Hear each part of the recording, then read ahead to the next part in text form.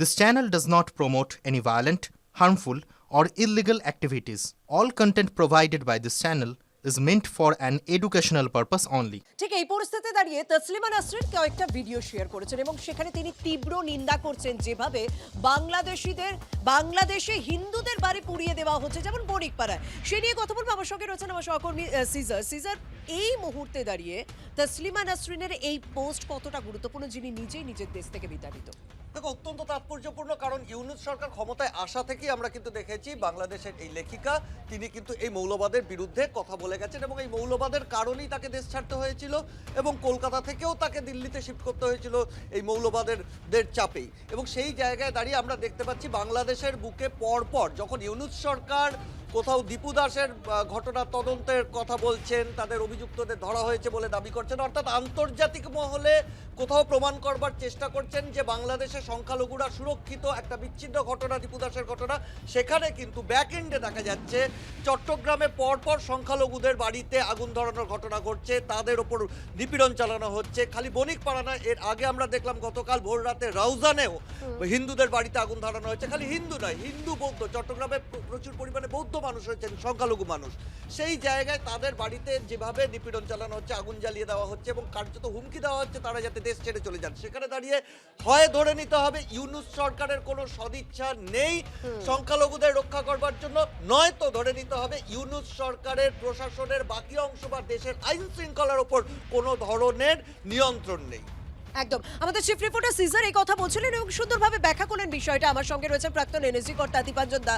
দীপাঞ্জন দা, আপনার কাছে জানতে চাইবে, ইউনূস যতই মুখে বলুক যে আইন শৃঙ্খলা মেনটেন করুন, শান্তি বজায় রাখুন, হিন্দুদের উপর অত্যাচার বন্ধ করুন, তাদের বিরুদ্ধে ব্যবস্থা নেওয়া আছে, কিন্তু ছবি এবং ঘটনা যে প্রকাশ্যে এনে দিচ্ছে যে কোথাও বাংলাদেশের একাংশ বা ইউনূস প্রশাসনের একাংশ প্রকাশ্যে না বললেও তারা হিন্দুদেরকে রক্ষা করতে পারছে না, তারা সংখ্যালঘুদের রক্ষা করতে পারছে না, ঘুরিয়ে বলছে যে তোমরা বেরিয়ে যাও। আর যারা আন্দোলন বিক্ষোভ করছে, যারা পোস্টার দিচ্ছে, তারা তো সরাসরি বলছে তোমরা বাংলাদেশ ছেড়ে বেরিয়ে যাও। এটা কি? দেখুন, ইটস নাথিং নিউ।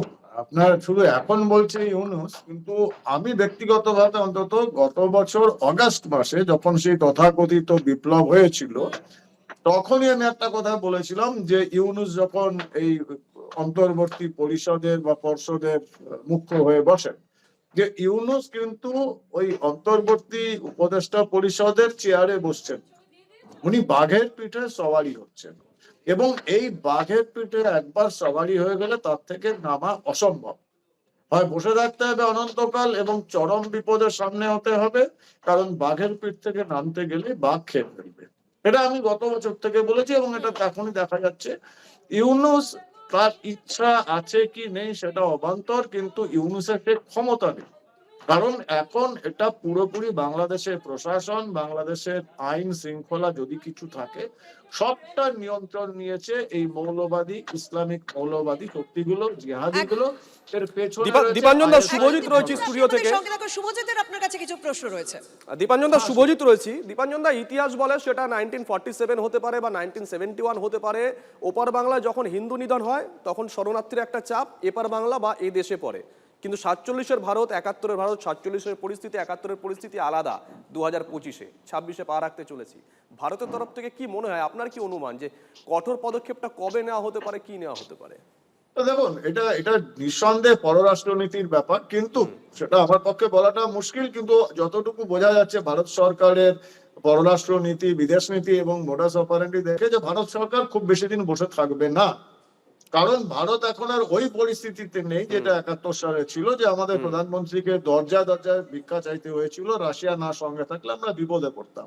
আজ ভারত বিশ্বগুরুর জায়গা, পাকিস্তানকে আমরা বুঝিয়ে দিয়েছি, এবার বাংলাদেশ যদি বাড়াবাড়ি করে বাংলাদেশ বুঝবে।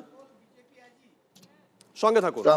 ভারত সরকার কবে কড়া পদক্ষেপ করবে, কেন এখনো মোদী সরকার কড়া পদক্ষেপ করছে না, এ প্রশ্ন তৃণমূল কংগ্রেস করছে ঠিকই, কিন্তু বিরোধী দলনেতা শুভেন্দু অধিকারী তিনি বলছেন সীমান্ত অবরুদ্ধ করে দেওয়া হোক। তিনি বলছেন যে বাংলাদেশকে ওষুধ দিতে হবে, চাল ডাল নুন পেঁয়াজ বন্ধ করে দেওয়া হোক, ওদের ওষুধ ভারতের হাতে রয়েছে, মাঝে মাঝে ওষুধ দিতে হয় বাংলাদেশকে, সীমান্ত অবরুদ্ধ করার হুঁশিয়ারি দিয়ে হুঙ্কার দিয়েছেন রাজ্যের বিরোধী দলনেতা শুভেন্দু অধিকারী। প্রতিবাদ হবে, এপার থেকে তো প্রতিবাদ করব, পেঁয়াজ বন্ধ করব, নুন চাল ডাল সেগুলো বন্ধ করব, এটা করতে পারি। তো ওখানে কিছু করতে গেলে সবাইকে মিলে ভাবতে হবে, পৃথিবীর সমস্ত শান্তিকামী দেশকে ভাবতে হবে, ভারতবর্ষের সরকারকেও ভাবতে হবে, এদের জন্য ওষুধ দিতে হবে। সেই ওষুধ তো আছে ভারতের হাতে, সেই ওষুধ দিলেই হবে। এদের মাঝে মাঝে ওষুধ দেওয়ার দরকার আছে। দেখলেন না, যখন আফগানিস্তানে প্রথম তালিবান সরকার হয়, তাদের উগ্রতাটা কোন জায়গায় ছিল? পরে আমেরিকার গুঁতো খেয়ে এখন পিউরিফাইড তালিবান। সার্জারিটা করবে কি? ডাক্তারের নাম তো হওয়া উচিত ছিল দেশের প্রধানমন্ত্রী আর বিদেশ মন্ত্রী। 56 ইঞ্চি মুখে বললে তো হবে না, 16 ইঞ্চি কাজের বেলা হয়ে যাচ্ছে কেন? যদি ইন্দিরা গান্ধী প্রধানমন্ত্রী রাখতেন, হেমন্ত বিশ্ব শর্মা এক সময়কার নেত্রী ছিলেন ইন্দিরা গান্ধী, সেদিনকে স্লোগান দিয়েছিলেন ইন্দিরা ইজ ইন্ডিয়া। আজকে কেন দিতে পারছেন না মোদি ইজ ইন্ডিয়া? দিতে পারছেন না কারণ 56 ইঞ্চি নন, উনি আসলে 16 ইঞ্চি। তা হিম্মত হয় কি করে বাংলাদেশের এরকম ভাবে সংখ্যালঘু নির্যাতনের? হিন্দুদের নিয়ে তো রাজনীতি করেন, কেন সেই হিন্দুর প্রাণ বাঁচাতে শক্ত ব্যবস্থা নিচ্ছে না দেশের সরকার? তাহলে দীপাঞ্জনদের কথা টেনে যদি আমি বলতে চাই যে কোথাও একটা ইউনুসের এই মুহূর্তে অস্তিত্ব সংকট কি কোথাও দেখা দিয়েছে? যদি ভোট হয় তাহলে সে কোথাও বাইরে চলে যেতে পারে, মানে তাকে তাড়িয়ে দেওয়া হতে পারে, ঘাড় ধাক্কা করে বের করে দেওয়া হতে পারে। কারণ এই মুহূর্তে দাঁড়িয়ে বিএনপির ভারপ্রাপ্ত চেয়ারম্যান তিনি ফিরছেন বাংলাদেশে এবং খালেদা জিয়া পুত্র তারেক রহমান। এই মুহূর্তে দাঁড়িয়ে বাংলাদেশের রাজনীতিতে তার এই প্রত্যাবর্তন, বাংলাদেশের মাটিতে আসা কতটা গুরুত্বপূর্ণ? দেখো শর্মিষ্ঠা, এইখানটাই প্রশ্ন যে তারেক 17 বছর পর কেন বাংলাদেশে ফিরছে। সূত্রের খবর, ভেতরে যে খবরটা আছে যে ইউনুসের যে উপদেষ্টা মণ্ডলী তার মধ্যে অধিকাংশ হচ্ছে বিএনপি পন্থী। তারা প্রচ্ছন্নভাবে ইউনুসকে চাপ দিচ্ছিল যে তারেকের সমস্ত মামলাকে তুলে দিয়ে তাকে দেশে ফেরানো হোক। সেখানে নতি স্বীকার করলেন ইউনুস, তারেক দেশে ফিরছেন। তারেক দেশে ফেরার পেছনে আরেকটা যেটা হচ্ছে, তারেক একদম রাজনৈতিক ব্যক্তিত্ব। এই মুহূর্তে বাংলাদেশের রাজনৈতিক দলগুলোর অস্তিত্ব প্রায় বিপন্ন। তারেক দেশে ফেরার পর কিন্তু শর্মিষ্ঠা যেটা হচ্ছে যে বাংলাদেশে কিন্তু সমীকরণ চেঞ্জ হতে শুরু করেছে। এই মুহূর্তে তারেক ইউনুসের সঙ্গে সমঝোতা রেখে চলবে, কারণ দেশে ফিরে তিনি এমন কোনো সিদ্ধান্ত নেবেন না যেটা কোনো রকম তার বিএনপির বিপরীত হয়। ইউনুসের সঙ্গে সমঝোতা রেখে চলবেন। তার মূল উদ্দেশ্য হচ্ছে নির্বাচন, ফেব্রুয়ারি মাসে যে নির্বাচন। এখন তারেক বা বিএনপি নেতৃত্ব জানেন যে এই মুহূর্তে বাংলাদেশে আওয়ামী লীগ যেহেতু নিষিদ্ধ, বিএনপি হচ্ছে একমাত্র দল এবং তারা খুব সহজেই ক্ষমতায় আসবে। সুতরাং তারেক দেশে ফিরে কিন্তু প্রথমে দলকে সংঘবদ্ধ করবেন। মা না থাকায় বিএনপি অনেকটা ছন্নছাড়া ছিল, দলকে সংঘবদ্ধ করা এবং তিনি একটা ভাবী প্রধানমন্ত্রী একটা হতে পারে। এই জায়গায় দাঁড়িয়ে কিন্তু তারেক ইউনুসের সঙ্গে সমঝোতা রেখে কিন্তু তার দলকে গোছাবে এবং তার প্রধান লক্ষ্য থাকবে নির্বাচন করা এবং যাতে জামাত মাথাচাড়া নিতে হবে। এই জায়গায় কিন্তু যা খবর আছে যে একটা সূত্রের খবর আমি পেয়েছি বাংলাদেশ থেকে কয়েকজনের সঙ্গে কথা বলে, যে এই মুহূর্তে যেহেতু আওয়ামী লীগ একদম নিষিদ্ধ, আওয়ামী লীগও চাইছে বাংলাদেশে একটা রাজনৈতিক দল একদম একদম একদম অর্ধেক তুমি আমাদের সঙ্গে থাকো। আর এই মুহূর্তে আপনাদেরকে আমরা ছবি দেখাচ্ছি। গতকাল বেগবাগানে, কলকাতার বেগবাগানে বাংলাদেশের ডেপুটি হাই কমিশনের সামনে যে বিক্ষোভের ঘটনা ঘটেছিল তাতে 19 জনকে পুলিশ গ্রেপ্তার করে আজকে তাদেরকে আদালতে পেশ করা হচ্ছে। এই মুহূর্তে আপনাদেরকে লাইভ ছবি আমরা দেখাচ্ছি আলিপুর আদালত থেকে। এই মুহূর্তে সুজয় পাল আমাদের সঙ্গে রয়েছেন, আমাদের সহকর্মী। সুজয়, কি কি ধারা দেওয়া হয়েছে এনাদের বিরুদ্ধে? দেখো, সরাসরি ছবিটা দেখাবো আলিপুর পুলিশ কোর্ট লকআপ, যেটা সেই কোর্ট লকআপের। দেখতে পাচ্ছ যে যারা মহিলারা রয়েছেন, আমি শোনাবো কথা। এরা পুলিশ, এরা মমতা চলে যায়, এরা হিন্দু বলে কিছু মানে? এরা যদি হিন্দু হতো কোন মেয়েকে অ্যারেস্ট করতে পারতো না। এরা যদি হিন্দু হতো আজকের মেয়ে ছেলে মেয়েগুলোকে রাত 2টার সময় এই পুলিশ রুমে যেত না। লালবাজারে টর্চার করেছে, টর্চার করেছে। এরা মানুষ না, বাড়িতে স্ত্রী নাই এদের। এরা শুনলে মূলত যারা মহিলারা রয়েছেন তাদের প্রতিবাদটা শুনলে, যে মূলত 7 জন মহিলা, 19 জনের মধ্যে 7 জন মহিলা রয়েছে, বাকি যারা রয়েছেন তারা কিন্তু প্রত্যেকে পুরুষ। এবং তাদের গতকাল লালবাজার যে পুলিশ লকআপ, সেই পুলিশ লকআপে রাখা হয়েছিল এবং অর্থাৎ যেটা সেন্ট্রাল পুলিশ লকআপ সেখানে রাখা হয়েছিল। 19 জনের বিরুদ্ধে পুলিশের কাজে বাধাদান, অর্থাৎ সরকারি কাজে বাধাদান, সরকারি সম্পত্তি নষ্ট, মারধর সহ একাধিক জামিন অযোগ্য ধারায় মামলা রুজু করা হয়েছে। এবং আর কিছু সময় পরেই এই মামলাটি আলিপুর যে আদালত, এসিজেএম আদালত, সেখানে শুনানির জন্য উঠবে এবং সেখানে দেখা যাক পুলিশের তরফ থেকে কি আবেদন জানানো হয়। যতটা এখনো পর্যন্ত পুলিশ সূত্রে আমরা জানতে পারছি, তাদেরকে পুলিশ নিজেদের হেফাজতে চাইবে আমি আদালতের সামনের ছবিটা তুলে ধরার চেষ্টা করব।